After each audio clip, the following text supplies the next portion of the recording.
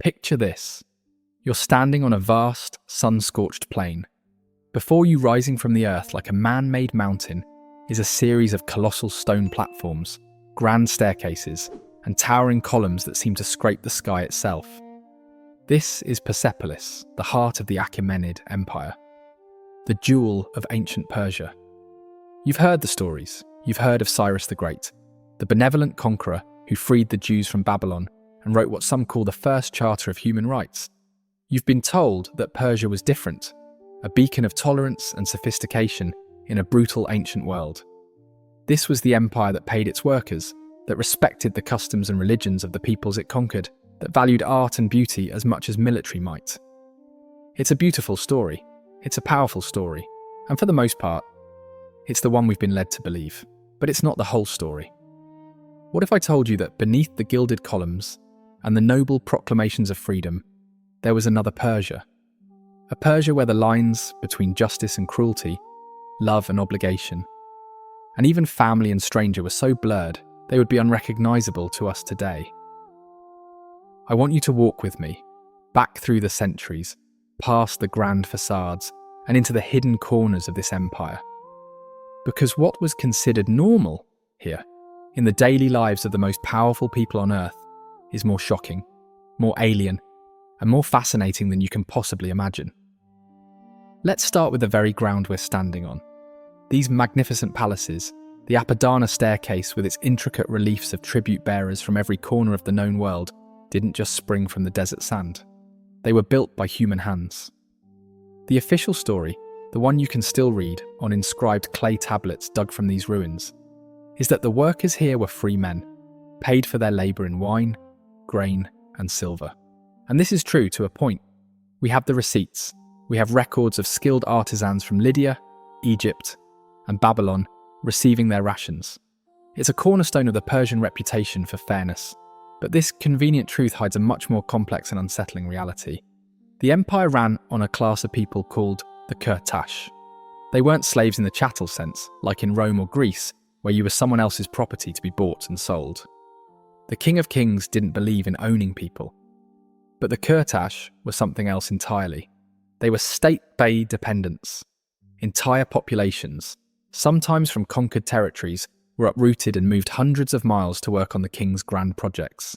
They were labourers, administrators, and craftsmen. They were fed, housed and paid, but they were not free. Their movements were controlled, their rations were determined by their superiors, and their labour belonged to the state. Imagine being told that you, your family, your entire town, must now leave your home forever to go build a palace in a foreign land. You will be cared for, yes, but you will never see your homeland again. You are not a slave, but are you free? This was the engine of the Persian economy, a vast, centrally controlled system of human resource management that blurred the line between employment and bondage. It was a normal, unquestioned part of building an empire. Now lift your gaze from the workers to the man they all served, the Shahanshah, the King of Kings. His power was absolute in a way that is difficult for us to truly comprehend. He wasn't just a ruler, he was the physical embodiment of the divine order. His word was law. His will was reality. When you approached him, you performed proskynesis, a full prostration on the ground. You did not look him in the eye. To do so was to invite death.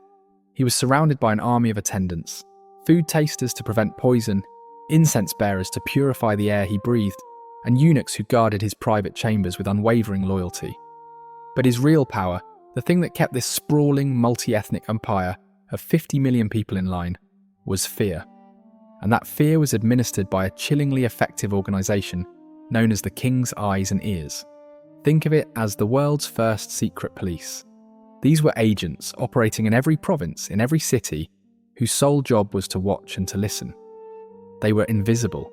They could be the merchant you shared a cup of wine with, the stable boy who tended your horse, or even a member of your own household. Their reports went directly back to the king, bypassing the local governors and satraps. No one knew who they were, which meant everyone was a potential informant. This created a pervasive atmosphere of paranoia. A careless word spoken in the marketplace, a complaint about taxes muttered in private, could lead to your disappearance in the middle of the night. This wasn't just about preventing rebellion. It was about enforcing a psychological state of total obedience. The king saw all and heard all. This wasn't tyranny in their eyes. It was the necessary, normal price of stability and order in the greatest empire the world had ever known. And the justice that followed, if the eyes and ears found you wanting, was a spectacle all its own, designed not just to punish but to terrify. Let's say you were a judge who accepted a bribe, a common enough crime. In our world, it would mean prison, disgrace. In ancient Persia, the king Cambyses II, son of Cyrus, set a precedent that would echo through the ages. He had the corrupt judge arrested, executed, and then flayed. His skin was carefully removed in one piece and then used to upholster the very judicial bench where he once sat. Then Cambyses appointed the dead judge's own son to take his place, forcing him to dispense justice every single day while sitting on the literal skin of his corrupt father. This wasn't just a punishment. It was a permanent, gruesome public service announcement. It was a story told to every magistrate, every official across the empire, a reminder of the price of disloyalty. And this was just one example. Punishments were often designed to fit the crime in the most grotesque way imaginable. Liars might have their tongues cut out. Thieves would have their hands amputated. For traitors or rebels, there was a fate that made a quick death seem like a mercy. A slow, agonizing execution method known as the boats, or scaphism. A horror so profound, it's hard to believe it was ever considered a legitimate form of justice. But this was the Persian way. Justice wasn't just a legal process. It was a theatrical performance of the king's power, a brutal demonstration meant to be seared into the collective memory of his subjects.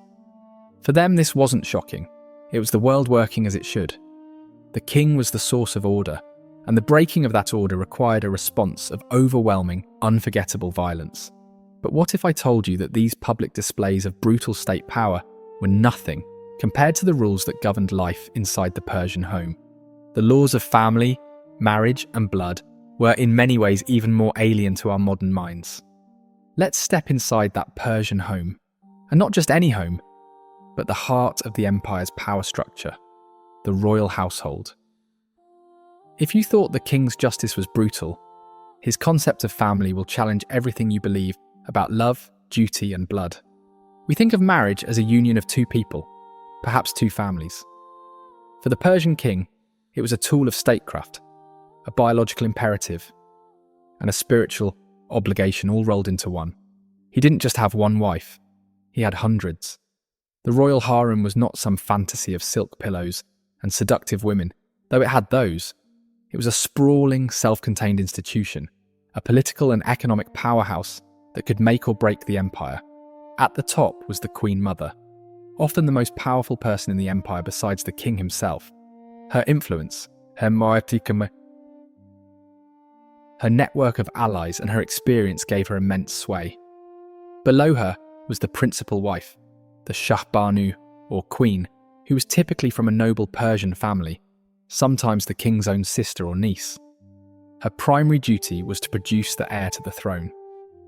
Then came the secondary wives, often the daughters of vassal kings and foreign dignitaries, married to the king to seal alliances and ensure the loyalty of conquered lands.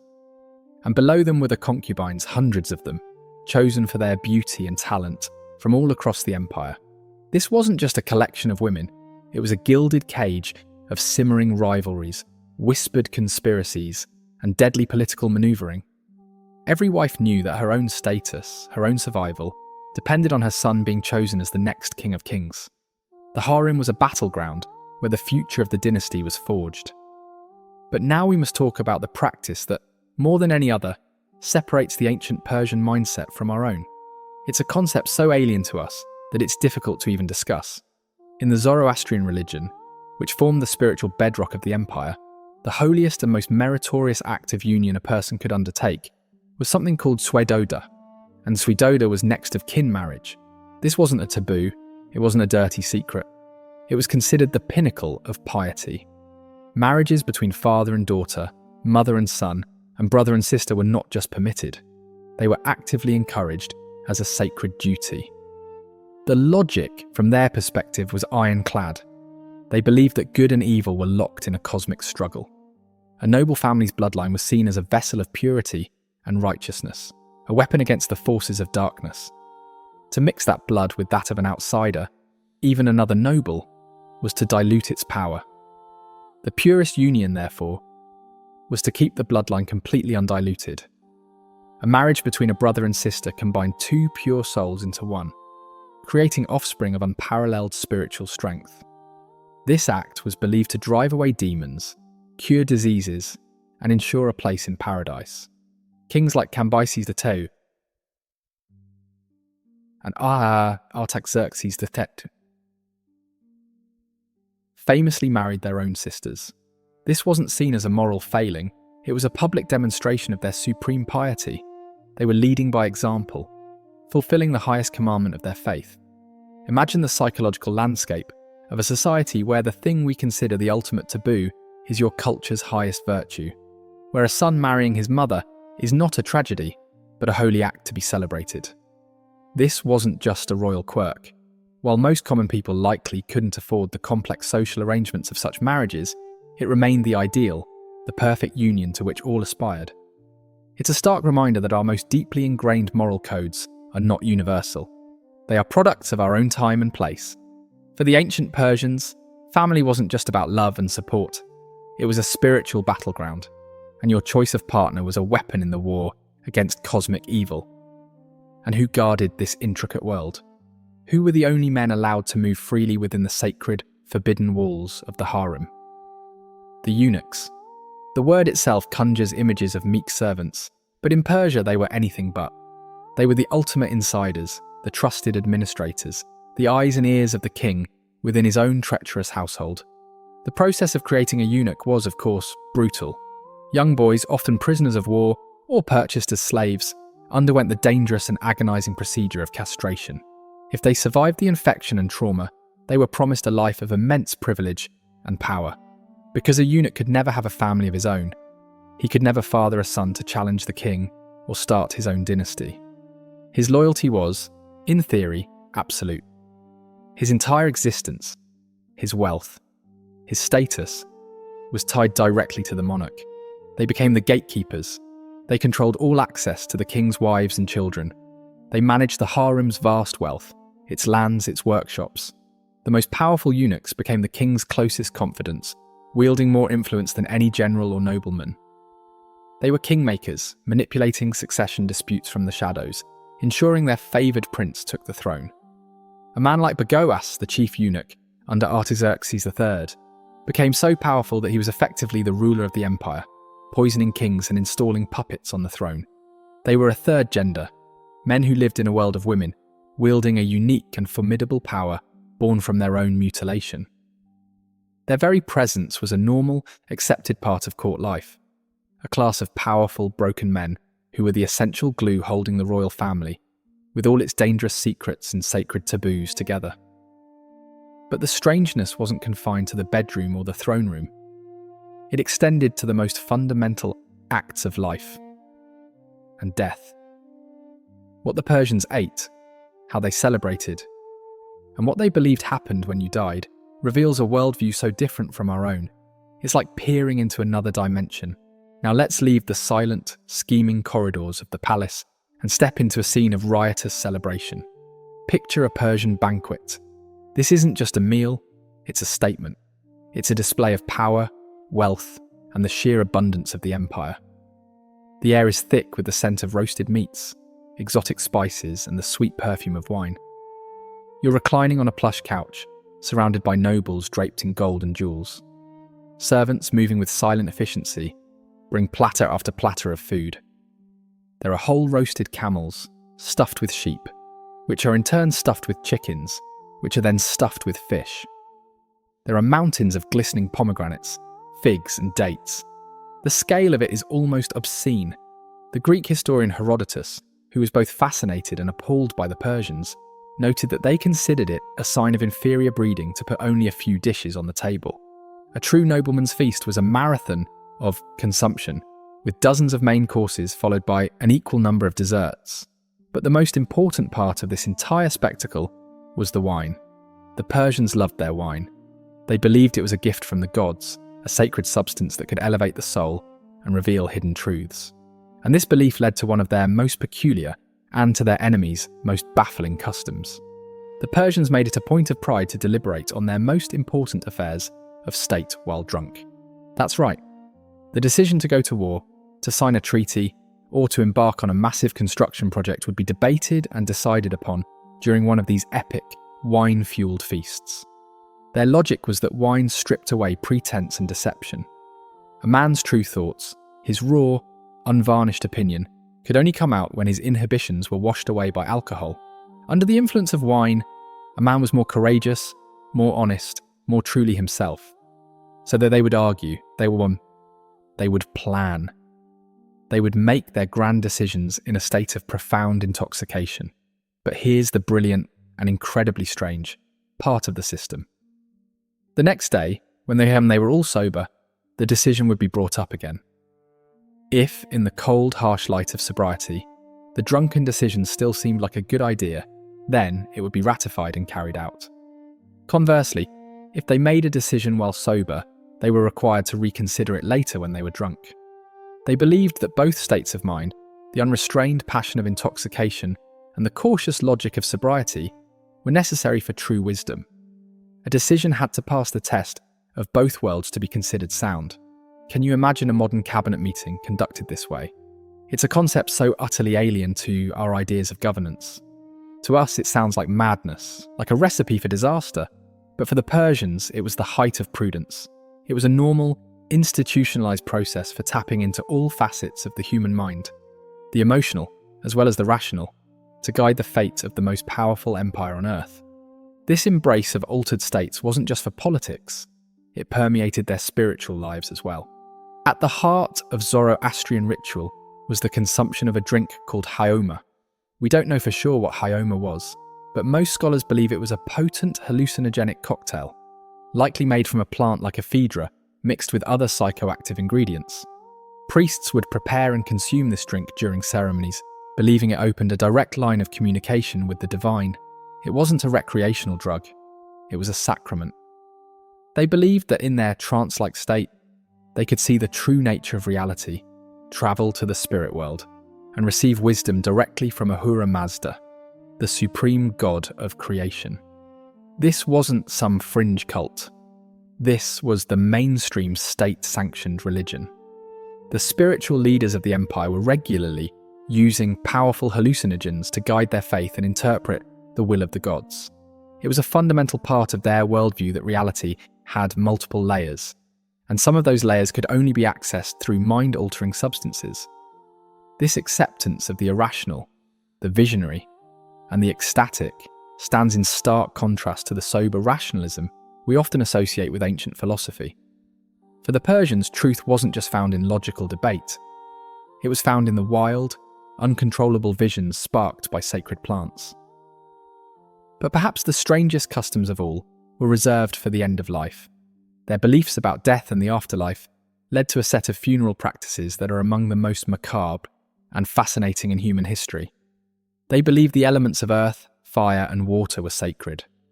To contaminate them with a dead body was a terrible sin, so burial was out of the question. Cremation was an even greater blasphemy, a direct defilement of the holy fire. So what did they do with their dead? The answer is both ingenious and, to our sensibilities, deeply unsettling. When a person died in ancient Persia, their body was not seen as the vessel of a loved one to be mourned and cherished. It was seen as something horrifically unclean, a piece of decaying flesh that had been instantly possessed by the Druj Nasu, the corpse demon. The moment the last breath left the body, this demon, imagined as a grotesque fly-like creature, would rush in and contaminate the flesh, making it the most potent source of spiritual pollution in the world. Anyone who touched the corpse became unclean. The ground it lay on became unclean. The very air around it was tainted. This belief created a series of complex and rigid protocols for handling the dead that had to be followed with absolute precision to prevent spiritual disaster.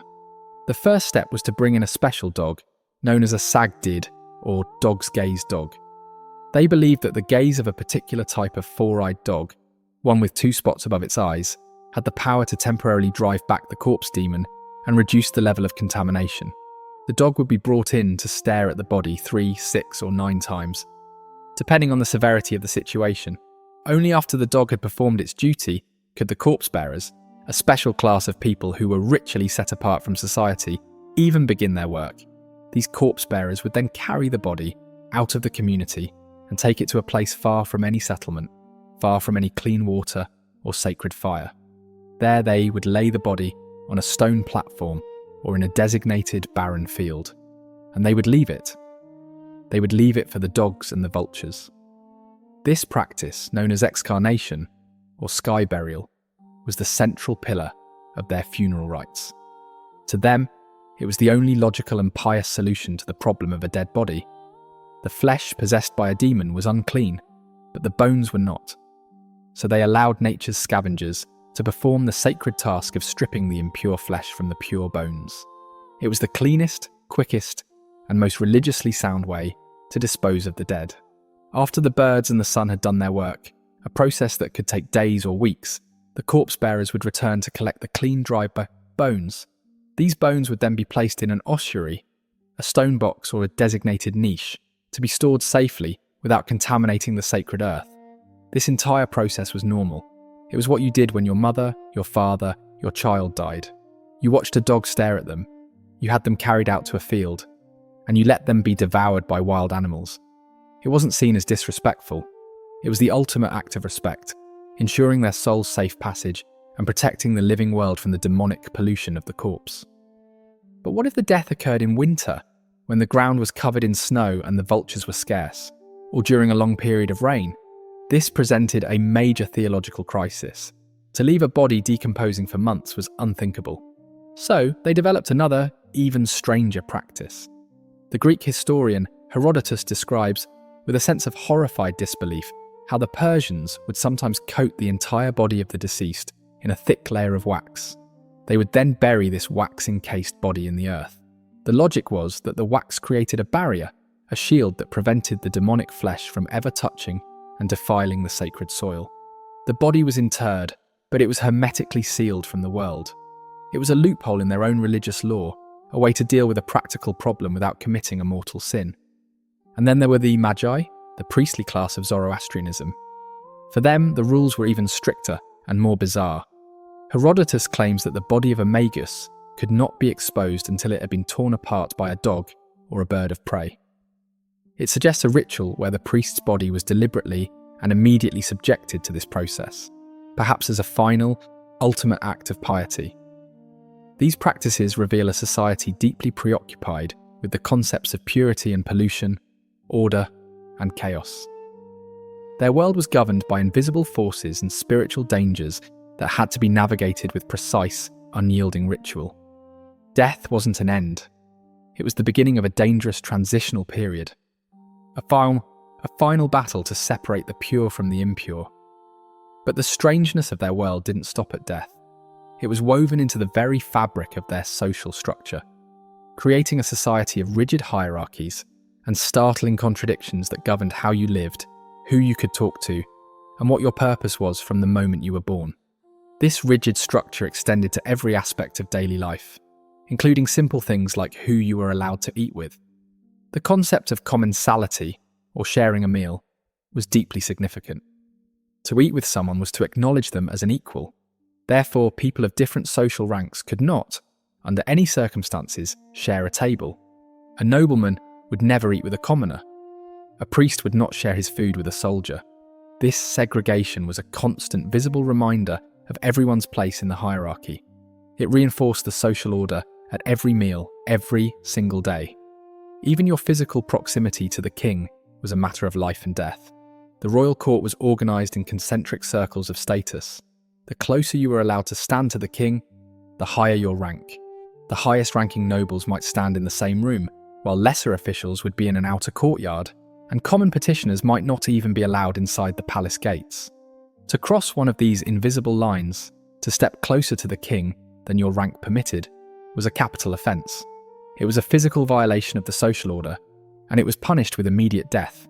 This created a court that was a masterpiece of silent, choreographed etiquette, where everyone was acutely aware of their precise distance from the centre of power. Now let's consider the role of women in this society. We often hear that Persian women enjoyed a higher status than their counterparts in, say, Athens, where they were confined to their homes and treated as legal minors. And in some ways, this is true. Royal and noble Persian women could own land, run businesses, and manage vast estates.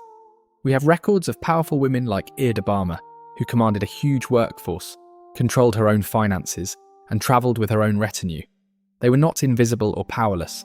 They wielded significant economic and, at times, political influence. However, this freedom came with a sharp, unyielding asterisk. This power was almost exclusively the domain of the elite. For the vast majority of women, life was one of labour and subservience. And even for the most powerful women, their autonomy existed within a system that was fundamentally patriarchal.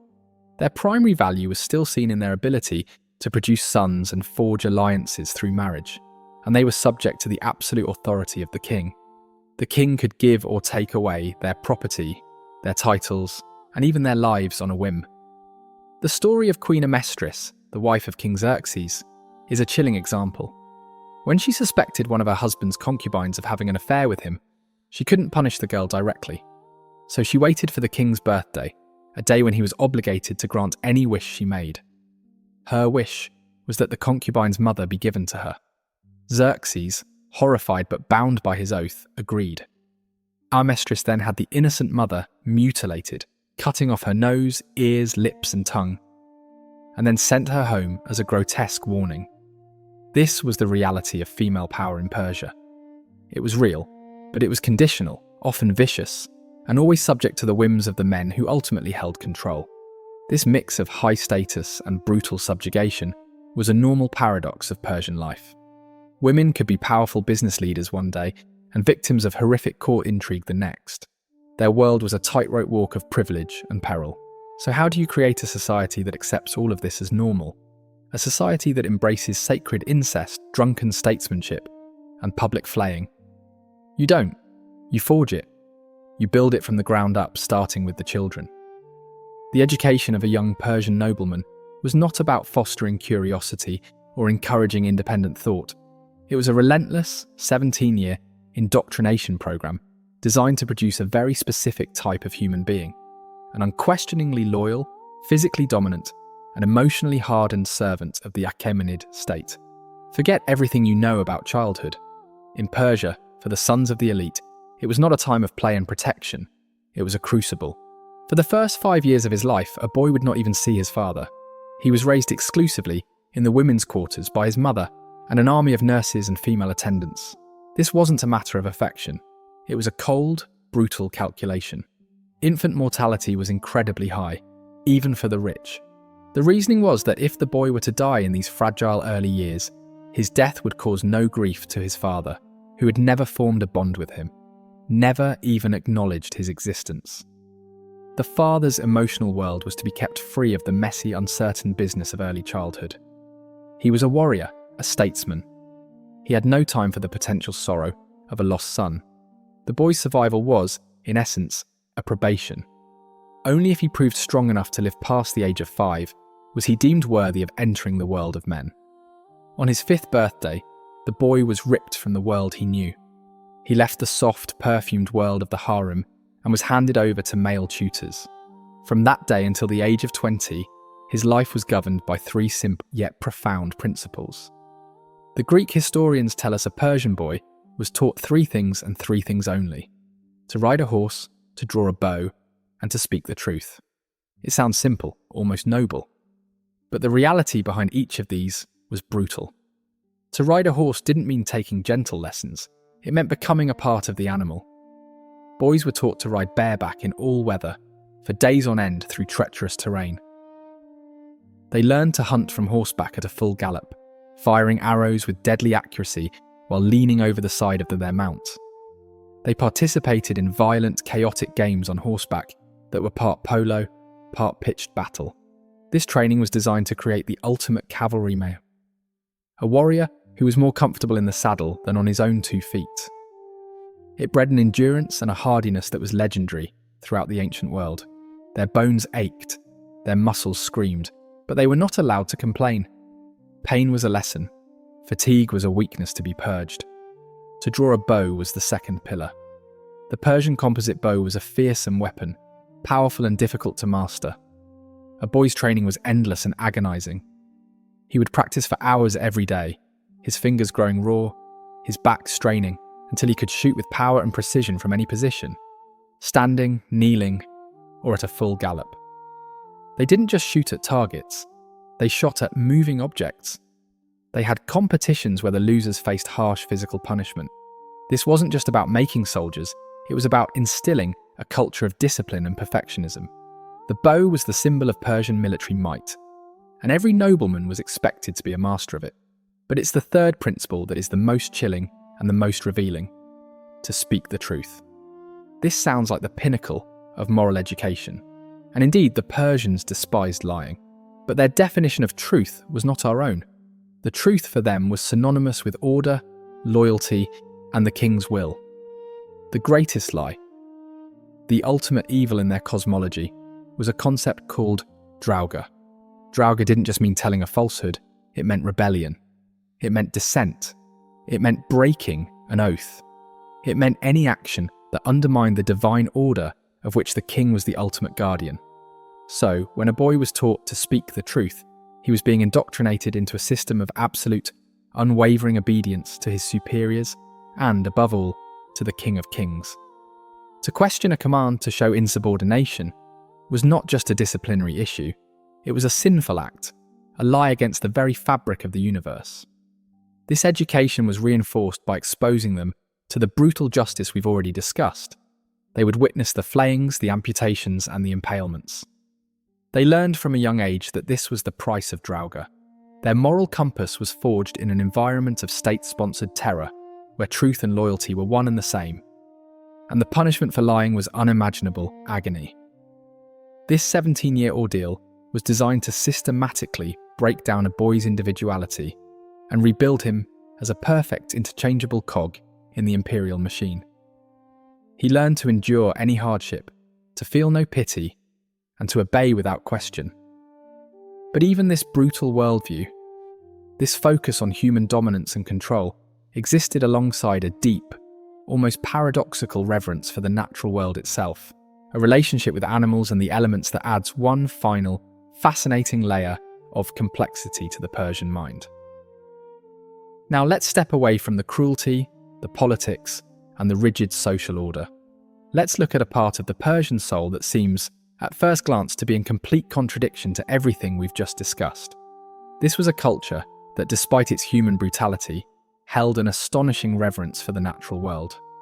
In the Zoroastrian worldview, the creations of Ahura Mazda, the earth, the sky, the water, the plants, and the animals, were sacred. They were pure expressions of the divine, and to pollute them was a grievous sin. This wasn't just an abstract idea. It was a set of practical, daily rules that governed how Persians interacted with their environment. The most vital element was water. The Persians venerated rivers and springs. It was forbidden for anyone to urinate, spit, or even wash their hands in a river, for fear of contaminating its sacred essence. Herodotus notes with astonishment that a Persian who was walking along a river would not even dip his hands into it. This reverence extended to the earth itself. They were meticulous farmers, not just for practical reasons, but because making the earth fertile and productive was seen as a religious duty, a way of helping the good creations of Ahura Mazda flourish against the forces of decay and barrenness. This reverence for nature found its ultimate expression in the Persian love for a very specific type of animal, the dog. In our world, a dog is a pet, a companion, a man's best friend. In ancient Persia, the dog was seen as a holy creature, second only to humanity in the hierarchy of the good creation. They were viewed as virtuous, loyal, and righteous beings, a living weapon against the forces of evil. To harm a dog was a crime nearly as severe as harming a human being. The sacred texts of the Avesta contain long, detailed passages outlining the different types of dogs: the shepherd's dog, the house dog, the hunter's dog, and the sacred Sagdid dog that gazed upon the dead. It also laid out the severe punishments for anyone who mistreated them. If you gave a dog bad food, you were punished. If you struck a herding dog, you received a specific number of lashes with a whip. Killing a dog, especially the highly valued otter, which was considered a type of sacred water dog, could be a capital offence, punishable by death. People were expected to care for stray dogs, and if a pregnant dog was found without a home, the community was responsible for ensuring its safety and the safety of its puppies until they were old enough to care for themselves. This wasn't just sentimentality. They believed that the spirit of the dog helped guard the Chinvat Bridge, the perilous crossing that every human soul had to navigate to reach the afterlife. A person who had been kind to dogs in life would be helped to cross by these spiritual guardians. A person who had been cruel would be tormented and dragged down to the abyss. The dog was a sacred, liminal being, existing between the human and spirit worlds, a protector in life and a judge in death. And then there was the garden. The very word paradise that we use today to describe a heavenly garden comes to us directly from the old Persian word Perida. A Perida was a walled garden, a carefully curated, man-made oasis that was designed to be a perfect representation of the divine order on earth. These weren't just pretty parks, they were microcosms of the empire itself. They contained trees and plants from every corner of the known world, symbolizing the king's dominion over all lands. They were geometrically precise, with straight water channels representing the sacred rivers and carefully arranged trees providing shade and fruit. The Perida was a place where the chaos of nature was brought into perfect harmonious order by the will of the king. It was a place of peace, tranquility, and contemplation. For the king and his nobles, spending time in these gardens was a form of spiritual refreshment, a way to connect with the divine ideal of a perfected world. Here, inside these walls, was a perfect, controlled reality. It was a stark contrast to the brutal, chaotic world outside. It's this final paradox that is perhaps the most difficult for us to grasp. How could a culture that practiced scalfism and flaying, a culture built on absolute obedience and fear, also be a culture that worshipped dogs and found spiritual solace in the quiet beauty of a garden?